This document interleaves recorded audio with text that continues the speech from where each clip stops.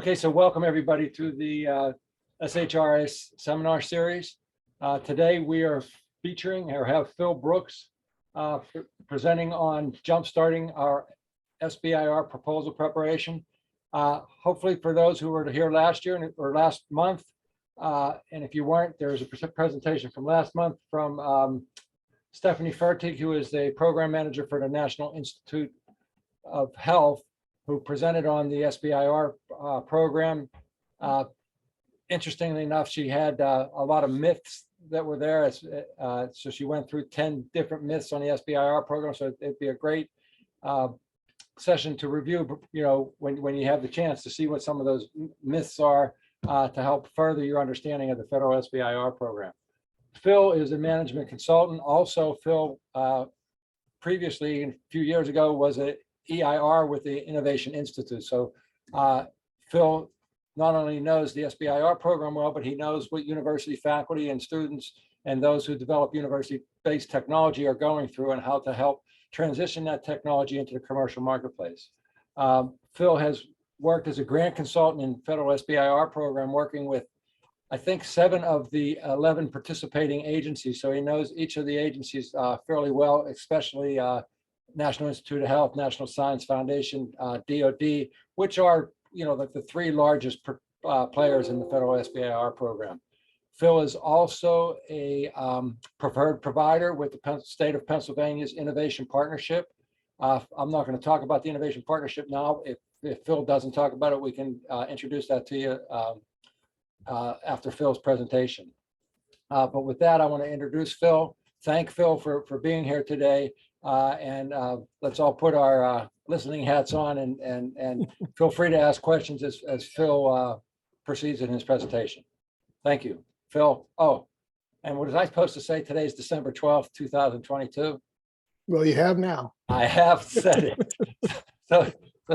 So thank you. Maybe we can cut and paste that to the front of it, David, when we get ready there. Also, please stay on mute unless you have a question. Feel free to do that, and feel free to utilize the chat during the presentation. Thanks, Paul. Appreciate the introduction, and welcome everybody to this discussion of the SBIR. It's not dependent on attending last month's, but you may have some questions that didn't get answered the last time. So if you did participate, and happy to address those. Before I actually dig into the presentation itself, I wanted to ask a few questions. You can do this by using the raise your hand function in the Zoom options. Have any of you previously submitted an NIH SBIR or STTR grant, either as part of a small business or as a subaward or consultant?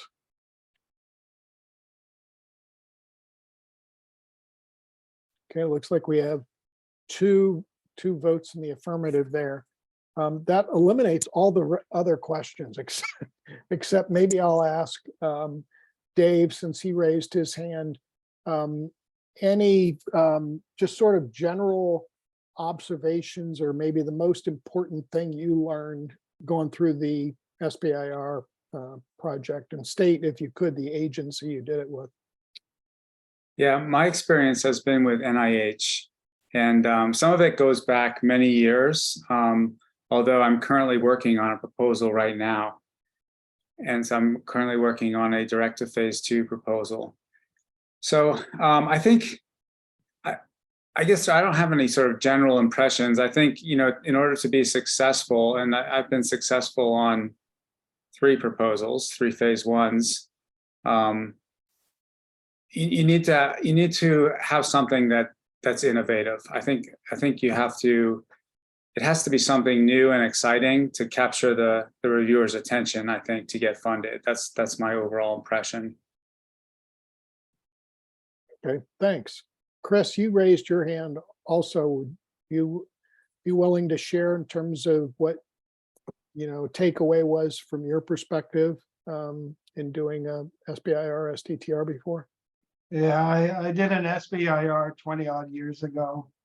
tiny little company cloning bioluminescent proteins. So my experience is probably passé, for lack of another term. Okay. Song, it looks like you also indicated that you had done one before. Do you want to share any observations from your perspective?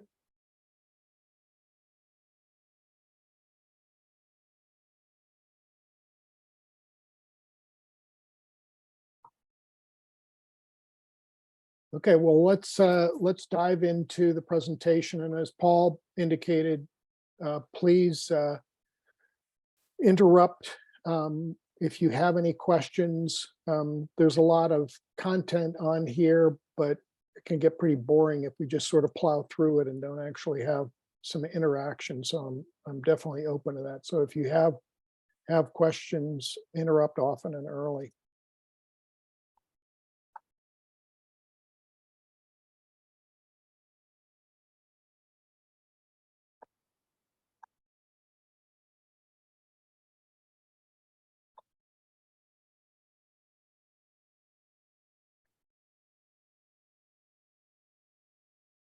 Okay. Is that visible, Paul? Sorry, I couldn't find my mute. Yes, it is, Phil. Okay, thanks.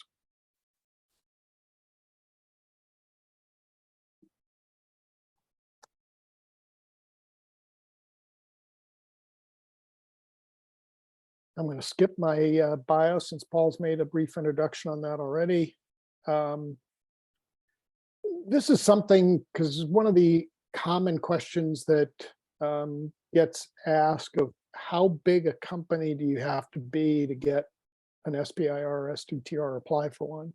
And the threshold is 500, which is the last slice in this pie. But over a third really fall into that 1 to 9 employees. And if you go up to 24, it's over half of the applications that win are in that size range. And my experience has been that most are actually more in the 1 to 3 kind of employee range. A lot of that is because I think I see a lot of academic originated spin outs that are really early. The, excuse me. As I mentioned, it has to be 500 employees or less. At least 51% of the company needs to be owned and controlled by US individuals.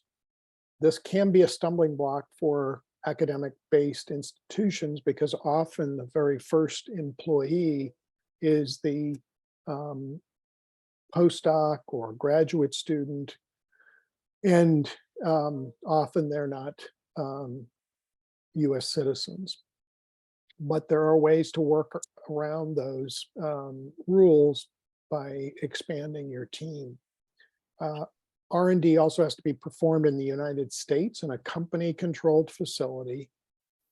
And universities can serve as subcontractors, but not the actual recipients of the SBIR awards. In fact, on this point, and actually this is something I learned from Paul a number of years ago, is that the success rate is greater for SBIR, STTR applicants who actually partner with universities. It provides an extra evidence of collaboration with people who are well-versed in the fields that you're applying for, which then when the reviewers are looking at proposals, tends to increase the likelihood of success. This is a chart to basically identify a number of the agencies. Paul mentioned that while we have worked with 7 of the 11 agencies, the bulk of the work that we do is with NIH, NSF, and DoD. And each of them have some core registration requirements, but this is an easy chart The links are available there that'll show you where you can get access to the latest version of this. This was, although it's dated in May, there were updates earlier this year that actually changed the use of what had been the DUNS number to using a unique entity identifier. And so going forward, that's how your registrations will require that unique entity identifier. So a lot of times people are asking, what's a phase one? What are you supposed to do in a phase one? And some people look at it as it's a business development opportunity. It's basically to go out and get customers and things like that, but it really isn't. It's really an extension of the R&D that you've done or the literature evaluations that you've done. It's a feasibility and proof of concept. And so the reviewers are looking for you to provide the preparatory framework to identify and analyze and define those new potentially sustainable applications and services. The feasibility study typically runs 6 months. Some people, because they have some fairly involved aims, will take the full 12 months that's allowed. And then assuming it's successful, it's expected that you will then proceed to the demonstration project, which is the phase two. The funding associated with this level, the phase one level, is approximately $275,000. When you move on to phase two, this is where you're really doing research and development. You're trying to, now that you've proven the concept, you want to develop a prototype. It's typically expanded over a 2-year period. And the budget for this phase is 1.8 million. That's an NIH. Those budgets are both direct and indirect costs and fee? Correct. And that's NIH specific because each agency has different budget levels. Now, phase three, this has puzzled me from when I first started doing this 16 years ago, is it's focused on commercialization. It's all through the literature when you look at SBIR grants, but SBIR doesn't provide any funding whatsoever to do it. So it's the commercialization that's on you or your partners, where at that point, because you've gotten through phase one and phase two, hopefully you built up the customer relationships that will allow you to go to angel investors, venture capitalists, strategic partners that are going to help this commercialization phase. Now, there are other options. Dave just mentioned that he's working currently on a direct to phase two, which is the second one. That assumes, and this is a good one in the academic circles, because oftentimes there's been lots of R01 or R21 work that's funded in innovation at the university. And so you've already got the proof of concept. And so you can go to that bigger pot of money, that 1.8 million, in a phase two. But you've got to convince the reviewers that you really have shown a proof of concept. Fast track, and not all agencies have all of these options, but fast track combines phase one and two, and it basically eliminates that delay that comes if you got a phase one, you successfully complete it. Now you have to go through an application cycle that matches the available open windows for submissions in the agencies that you're in. And so you may lose several months going through that process. If you win a fast track, it cuts that delay between the two phases dramatically. But you, in essence, are creating a full phase one and a full phase two, so it front ends the work from your perspective as well. Let's see, we have a question in chat. Okay, thanks, Sonia. Appreciate that. The phase 2B, this is a substantial opportunity for funding that allows you to do up to $3 million for up to 3 years post a successful phase 2. The commercial readiness pilot program technical assistance, these are funds through phase 2 and 2B awards, and also is in the 3 million for up to 3 year category. And then the applicant assistance program is a program that offers biotech innovators assistance from grant specialists to write a more competitive phase 1. This is not the state IPART program that Paul mentioned earlier. And there's an archived webinar on this program from last month at the link. Okay, there's a lot going on in this graph. I'm not going to really describe much of what the circles are, but basically I like this just because of the crosses of what it illustrates is that and again, this is NSF specific as the title states. The phase 1 success rate is a little bit over 14%, and the phase 2, which is the horizontal line, is about 30%.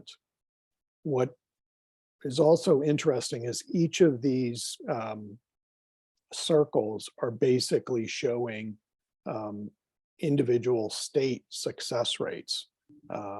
And I was surprised how broad the range was in this, but it's phase 1 is something where the success rate is low, but it's something where once you've built up the resources to submit it and you're not successful, I always encourage people to do a resubmit, address the criticisms that have come from the reviewers, and maybe you've actually advanced your technology since you did your original submission. You have I think a much greater opportunity to be successful on the second time through. This is just the link to the SBIR site, which is overarching all of the agencies, not specific to any one agency, but there's lots of good information at this website. Now, here's a good link on how to apply at NIH. Each of those, if you go to that URL, you can see the answers to the different questions as you work through this. So you can register your company. That was the chart that I showed early on that showed all the registrations you have to do. You can click on that and it'll give you information about where do you go to do each of those registrations and so on. But I like this because it's essentially a roadmap for what you have to do before you apply, how you go through the application process, and then even after you apply, and the resubmission link, which is what I just talked about. So one of the most important things I believe that you want to address when you have the thought that you're going to apply for an SBIR and STTR grant is to initiate contact with the program officer. So you want to go in and identify appropriate topics in the solicitation. Sometimes that's a link. They might not be listed in a particular solicitation. But then see which ones match, and maybe there are a few, this often happens, and decide which ones you're most interested in and align best with your plans. Then identify the relevant program officer, which is in that same document. It gives you contact information, and sometimes it's multiple people. Then just send them an email to schedule a time. And then you want to introduce yourself as an SBIR STTR applicant, include the topic interest, and then if it's an NIH proposal, it's good to submit the specific aims, the one-page specific aims document. Or if it's NSF, they require a 3-page project pitch. And then just a real brief background on who you are, the company, and the general opportunity. And then include specific questions and request a follow-up call. Sometimes they won't do that, they'll just write back to you, but many will give you the opportunity to proceed in that regard. So I've given you a lot of information already. I'm going to pause there. Any questions on what we've talked about so far, or even we haven't talked about?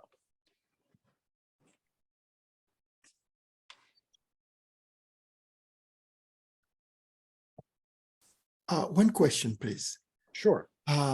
In terms of the relationship of the academic faculty member with the company, what kind of role is someone allowed to play in that company as a faculty member?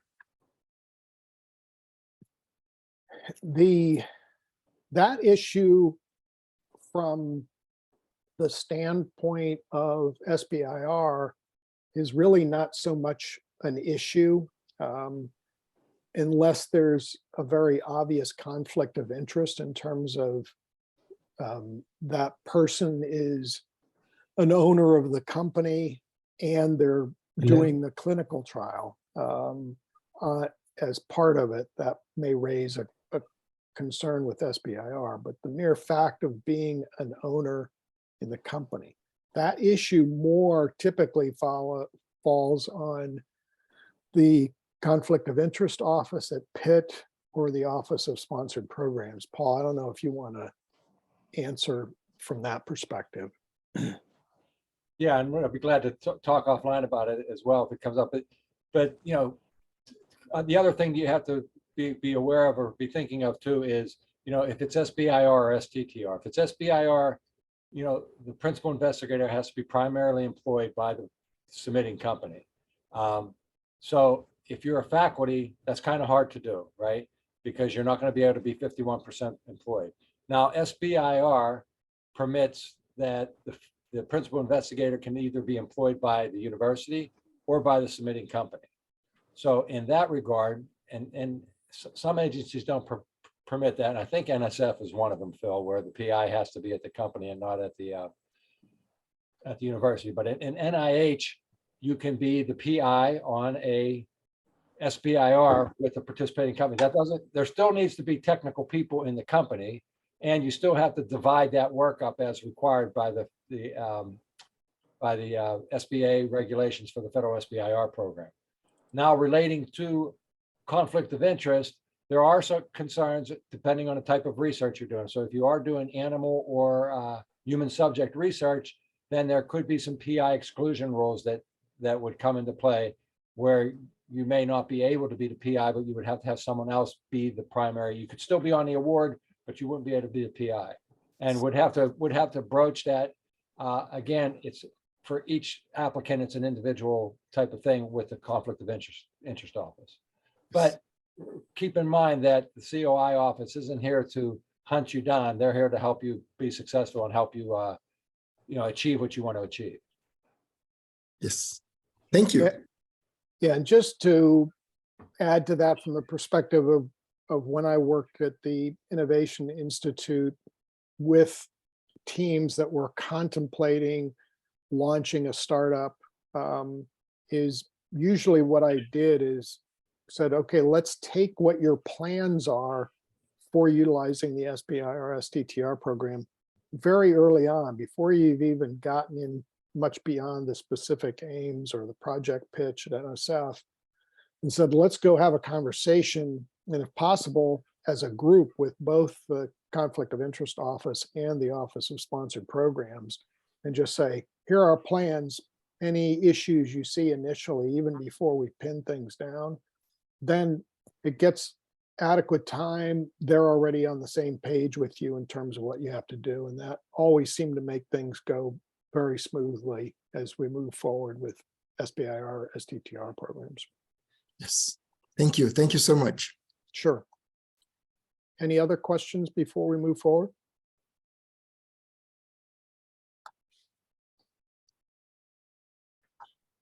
Okay. Phil, we- before you go yeah. on, I just want to say one thing, that we may be having a problem with this Zoom link. I'm putting a link in the chat. If this Zoom meeting ends like it's threatening to do in 4 minutes, use this link that I just put in the chat to come back on. I am not sure what is going on with this this Zoom link, but just in case. Okay. Yes. So I suggest you everybody- copy and paste it somewhere. So, Yeah, everybody copy that right now. because yeah, if we do fall out, this won't be here. So copy and paste it and put it somewhere. So sorry. Okay, carry on, Phil. Yeah, Paul, maybe you can text that to me or something, because Okay, so I don't slow things down here. go ahead. I will text. It. So you need to, and this is a little bit about what Paul was just outlining, is determining the investigators. Who are the principal investigators? Who are going to be the collaborators or the researchers? Are they all well suited to this particular project? So you want to make sure that you have the expertise in all aspects of the work that you're planning for that particular phase. For phase one, team size is usually between 3 to 10 individuals. I've mostly seen it on the lower end of that range. And the most important members are the technical experts and the ones that can provide the perspective of what the end user is looking for. So often this is, you might have a technical team creating a medical device, but you want to have a clinician who's part of the team, either as a consultant or a part of the core team is actually going to deliver some of the work, so that they can share information about what they would want as a clinician. This is one of those areas that often gets flagged by reviewers of just seeing the team is not adequately well-rounded given what you're trying to achieve in either phase one or phase two. It's definitely possible as an early stage investigator or just, recent graduates or postdocs that are planning on leaving the university to get SBIR grants. But you want to make sure that the experience and training is highlighted to show that you're a good match for this phase one application where you're starting out. And then more than 1/2 of the PI's time, the PI's time is spent in the employ of the small business. And the primary employment with that small business precludes full-time employment at another organization, whether it's a university or elsewhere. Again, a critical thing that can trip people up if you're not mindful of those rules.